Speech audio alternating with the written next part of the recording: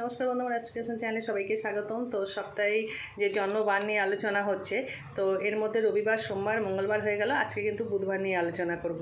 তো যাদের বুধবারে জন্ম হয় তারা কিন্তু খুব সরল, বাকপটু, খেয়ালি, মিষ্টভাষী, বিলাসপ্রিয়, কিন্তু চঞ্চলমতি। যাদের বুধবারে জন্মায় তারা কিন্তু এরকম হয়।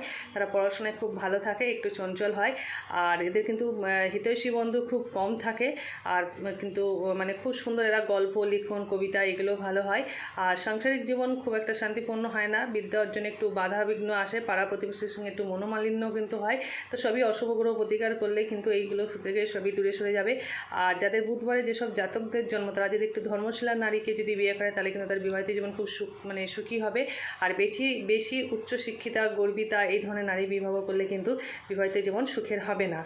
আর এই যাদের বুধবারে যাদের জন্ম তারা মোটামুটি স্বাস্থ্যবান হবে, তবে অত্যাধিক মস্তিষ্ক চালানোর জন্য আর কঠিন